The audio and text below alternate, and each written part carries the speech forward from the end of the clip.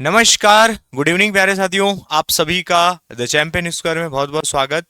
और आप सभी को पता है कि आज बहुत सारे परिणामों की चर्चा हो रही है। कल शाम तक ही परिणाम आ चुके थे, जिसमें वन रक्षक, जेल प्रहरी और एसएससी जीडी के अंतिम परीक्षा परिणाम की सूची आ चुकी है।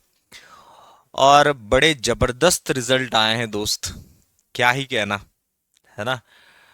और जिस प्रकार से पिछले कुछ वर्षों से हमने देखा, चाहे वो पटवारी का रिजल्ट हो, एमपी पुलिस का रिजल्ट हो, चाहे फिर अभी हम वन रक्षक की बात कर ले, जेल प्रहरी की बात कर ले, आ, यार 101 नंबर, चलो ठीक है, ये नॉर्मलाइजेशन का मसला है कि उसने 101 नंबर दिया।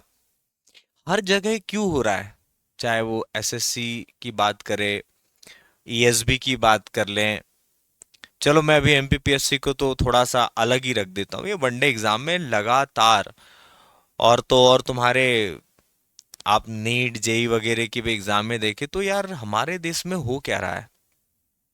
और हम सब लोग इतने जागरूक होने के बाद हम क्या कर रहे हैं? हमारी जिम्मेदारी क्या बनती है? ठीक है, माना मैं बहुत सारे यूट्यूब चैनल्स में और बहुत सारे शिक्षक लोग इस पर बातचीत कर रहे हैं। कुछ लोग न्यूट्रल बात कर रहे हैं, कुछ लोग सही बात कर रहे हैं, कुछ लोग ऐसा है कि आते ही इसीलिए हैं कि क्यों ना थोड़ा सा लाइमलाइट में आया जाए। नॉर्मलाइजेशन की प्रक्रिया, यूपी हो गया, आपका बिहार हो गया, मतलब पूरे देश में। और सबसे ज्यादा मैं देख रहा हूँ ये जो समस्याएं हैं, ये उत्तर भारत के राज्यों में ज्यादातर देखी जा रही हैं।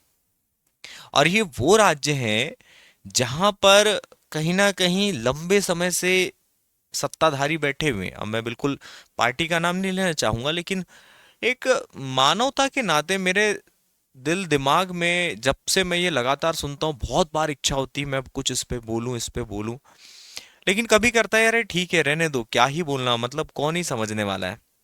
लेकिन कभी कभी मन करता है कि नहीं यार, बोलना चाहिए। अब तो हम उस लायक हो चुके हैं कि अब हमको बोलना चाहिए। हाँ, अभी तक काफ़ी समय से हमारे बहुत सारे सीनियर्स टीचर्स जो लंबे समय से एग्ज़ाम्स की तैयारी करवा रहे हैं, और उन लोगों के द्वारा बोला जा रहा है, पर रिस्पांस सिर्फ सोशल मीडिया में दिखता है, उन लाइक्स में दिखता है, कमेंट में दिखता है। सड़क पे किसी का रिस्पांस नहीं दिखाई पड़ता, खासकर मध्य प्रदेश के विद्यार्थियों के संबंध में।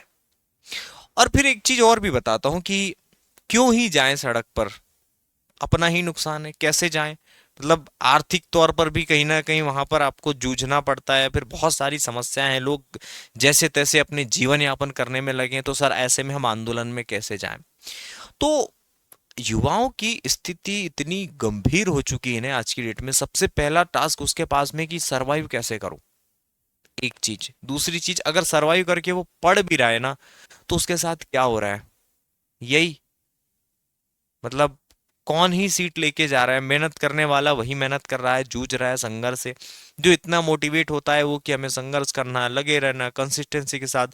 मेरे जैसे बहुत सारे, मैं हूँ, बहुत सारे टीचर्स इसके बारे में बातें करते हैं, कंसिस्टेंसी के साथ पढ़ो, ये करो, फलाना ढिमका। पर इस तरीके के जब घोटाले होते हैं तो लगता है यार कि क्यों ही कर रहा है इंसान फिर।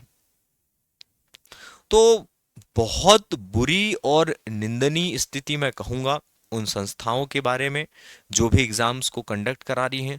और उससे भी ज्यादा निंदनीय हमारे उन जनप्रतिनिधियों को कहूंगा जो विपक्ष में बैठे हैं।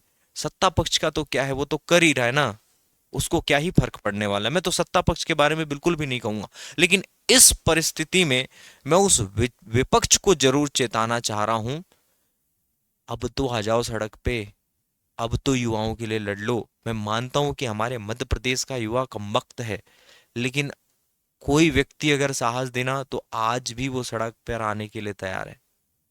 खैर, इस बात को मैं यहीं पर समाप्त करूंगा, क्योंकि हमको पढ़ना भी है, समझ में आया सभी को?